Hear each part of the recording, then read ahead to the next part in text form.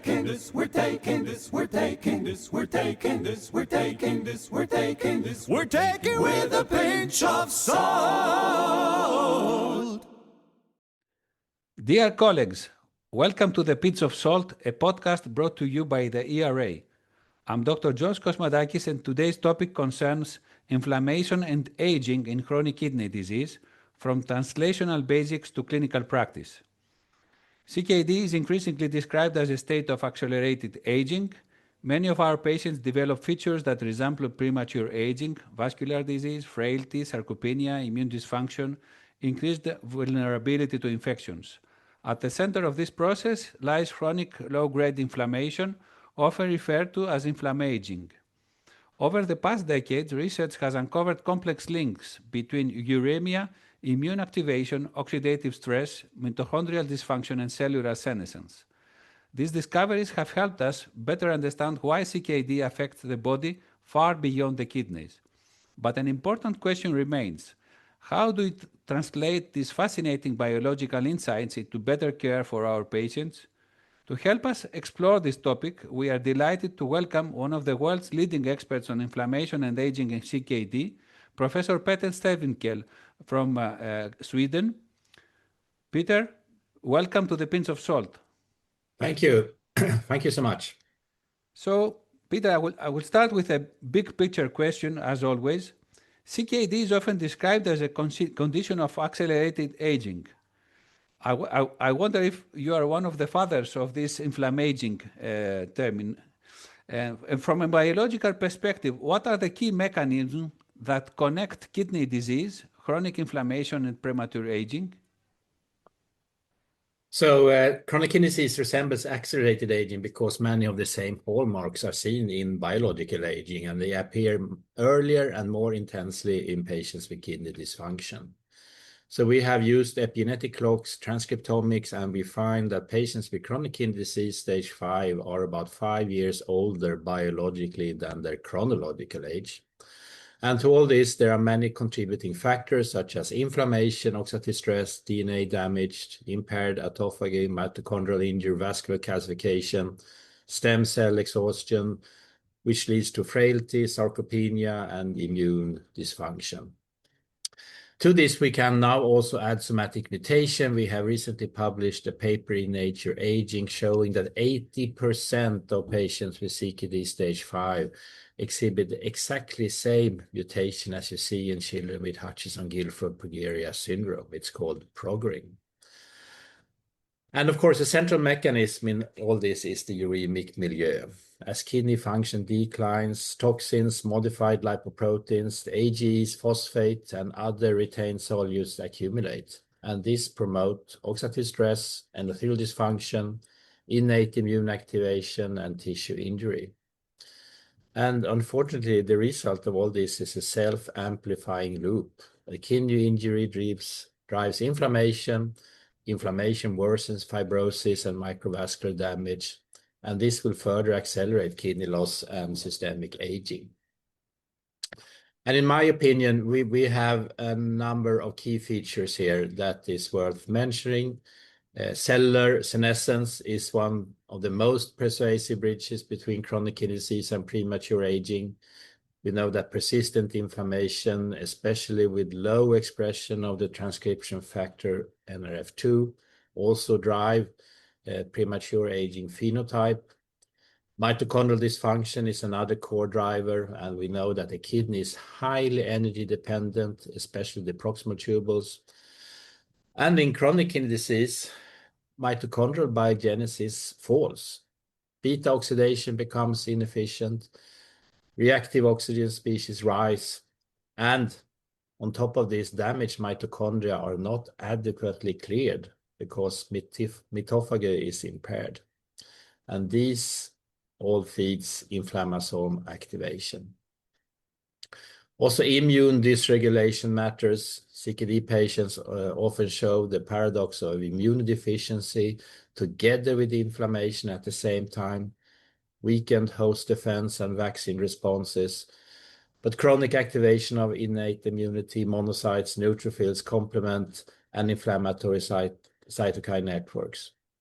And this immunosenescence may help to explain why our patients with CKD are so vulnerable both to infection and inflammation-driven cardiovascular and catabolic complications. And last but not least, all diseases begins in the gut. And the gut-kidney axis have moved from an interesting concept to actually a plausible pathogenetic contributor. And we know that the uremic milieu alters the intestinal environment through urea diffusion into the gut, reduced fiber intake, medication exposure, edema in the bowel, and slow transit time. This will cause dysbiosis with impaired barrier integrity, and this will favor translocation of endotoxin and generation of uremic toxins. We know of indoxyl sulfate and crysyl sulfate and many others. So taken together, my synthesis is that chronic kidney disease is best viewed as a syndrome of failed repair under persistent inflammatory stress. And senescence, mitochondrial dysfunction, somatic mutations, immune dysregulation, and gut-derived toxin signaling, they are not separate stories. They are intertwined parts of the same unfortunate biology. Right. So you consider that it is a complex multipathological mechanism, and you cannot consider one of them as the most important. They are all of them very important drivers. Absolutely. So they are all clinically relevant. But if I would rank them, I would say that the most important is persistent innate immune activation and the uremic inflammatory state. And we know that this is extremely clinically relevant because we nephrologists are all aware of this phenotype with protein energy wasting, atherosclerosis. That is what we call the MIA syndrome, and this is usually aligned with ESA hyporesponsiveness and low albumin, recurrent hospitalization, poor vaccine response, frailty, and mortality. Right. As number two, I would rank cellular senescence because it's highly relevant conceptually because it explains why inflammation persists even after original insult. And we know that it may link chronic kidney disease to early vascular aging, fibrosis, sarcopenia, and frailty. We have mitochondrial dysfunction, which is probably one of the most biologically central pathways. It is upstream oxidative stress, inflammation, activation, and cellular senescence.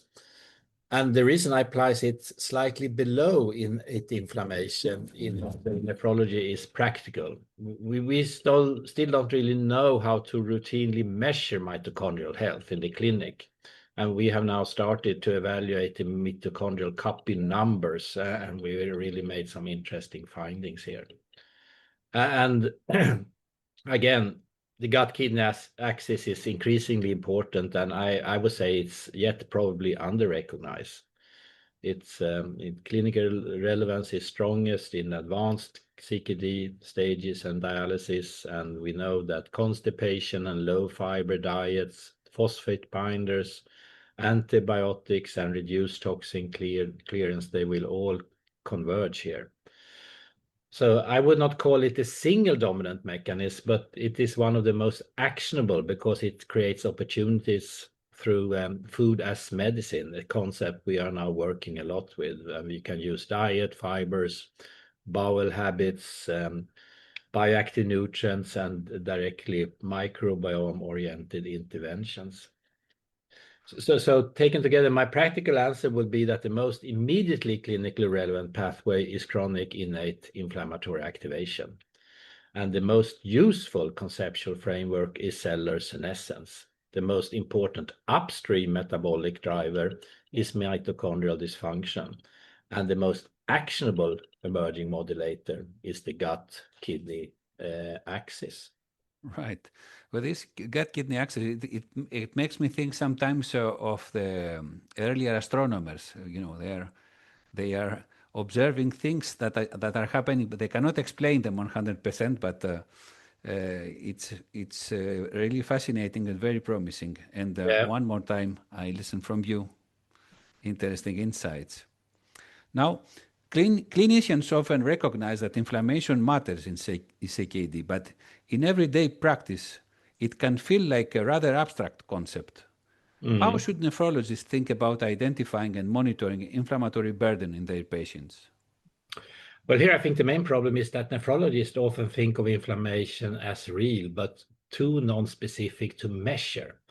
And I think this is the wrong threshold. Inflammation in chronic kidney disease should be approached the same way as we approach congestion, congestive heart failure, frailty in geriatrics, and imperfectly measurable, but clinically important enough to monitor longitudinally. And here we have 4 different layers that we can assess inflammatory burden.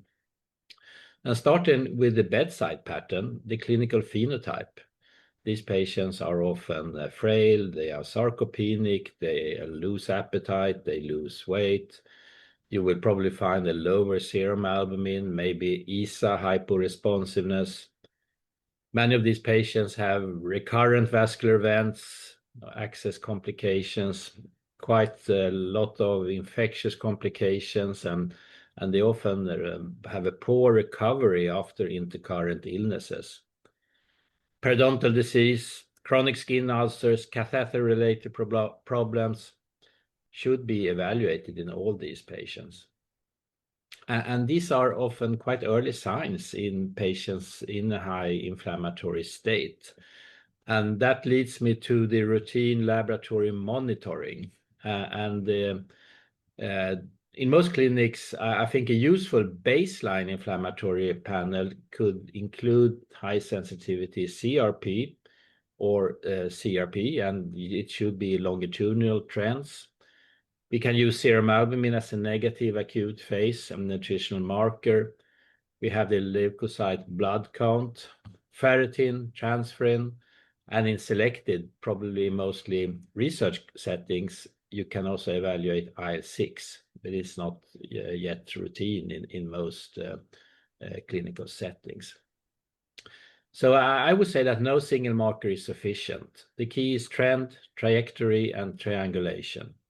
A patient with CRP, more than 3 milligrams per liter over time, falling albumin, high ferritin out of proportion of iron stores, loss of muscle function, they almost certainly has clinically meaningful inflammatory burden, regardless of whether we can assign one neat molecular label.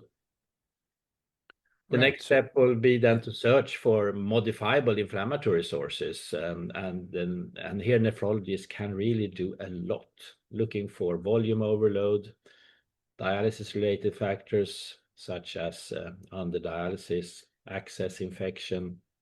Don't forget periodontitis, chronic skin wounds, foot disease, or occult urinary or line infection. Obesity, smoking, poor glycemic control are other factors that may provoke a chronic inflammatory state. So my simple clinical message for a nephrologist is that measure inflammation longitudinally, not diagnostically. The goal is not to diagnose inflammaging with one test. It is to identify patients in whom persistent inflammatory biology is likely accelerating the decline of the patient. So you are proposing a longitudinal follow-up of easily prescribed biological values, except, as you stated, interleukin 6. All the rest, we are doing it in our everyday practice, and also the clinical chronic infection parameters and trajectories. Yeah. Very, very interesting. And my last question is, looking at the future or at the present, which interventions, whether nutritional, lifestyle-based, or pharmacological, do you believe that hold the greatest promise for reducing inflammation and slowing the aging process in CKD patients? Well, the most promising strategies are probably multimodal. It's not a single agent. And we know that CKD inflammation arises from combination of diet, metabolism, gut-derived toxins, sedentary behavior, adiposity, senescence, and immune activation. And I will think the best intervention package will likely to combine kidney protective drugs, anti-inflammatory nutritional approaches, exercise, and also we should not forget to correct CKD specific stressors. And we have some therapies here that there are some clinical evidence that they have an anti-inflammatory potential. SGLT2 inhibitors are not anti-inflammatory drugs in a narrow sense, but they have anti-inflammation properties. And they appear to reduce inflammatory and profibrotic signaling, oxidative stress, and mitochondrial dysfunction. And I really believe that the benefits of this class of drugs likely extend beyond glycemia. We have RAS blockade, and this is something we have used now for many years to optimize the blood pressure control and use albuminuria. But studies suggest that they also have some anti-inflammatory properties. So these effects are not glamorous, but they are foundational. Exercise is underused in nephrology, and regular aerobic plus resistance activity improves physical function, muscle health, insulin sensitivity, and also in many studies, the inflammatory burden, particularly in dialysis and in advanced CKD.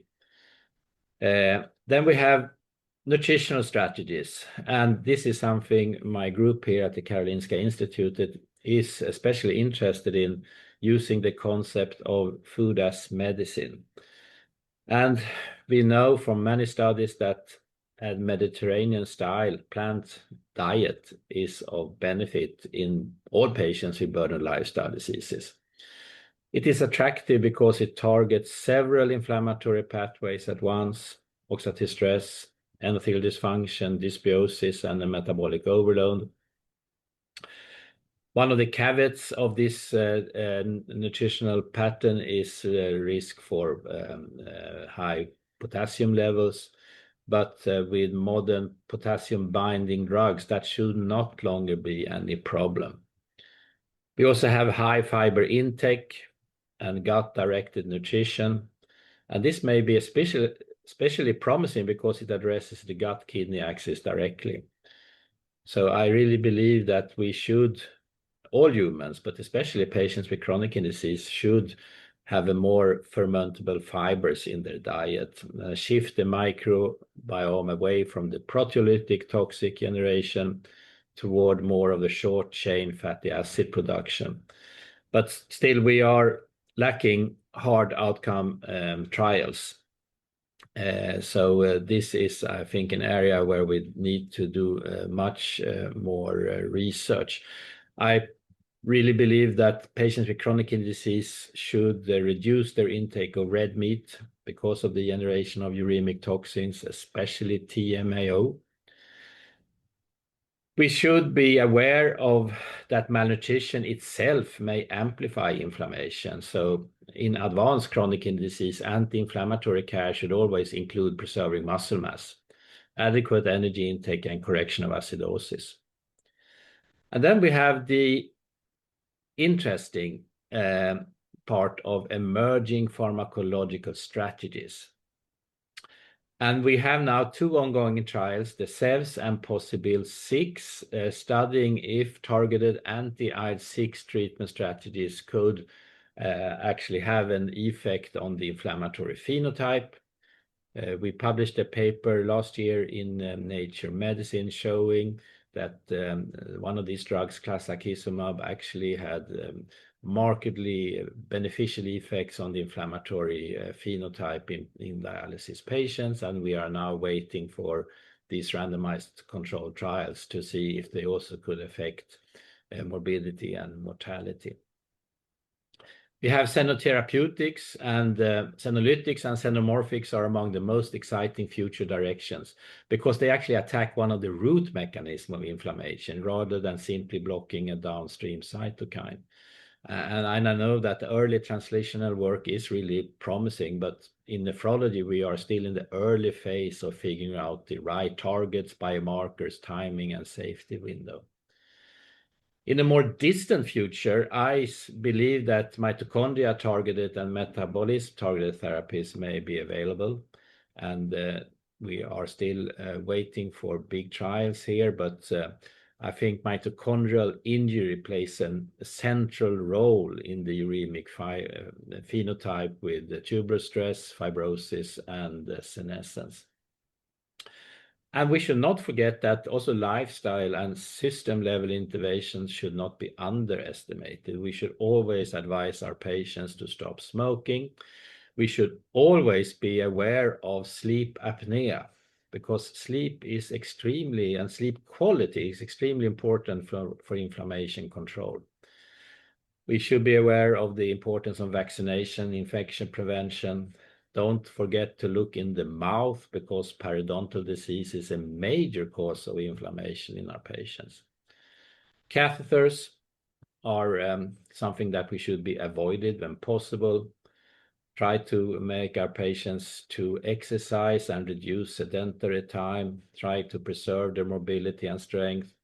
And you should also try to do some early frailty screening, because frailty and inflammation are very closely related.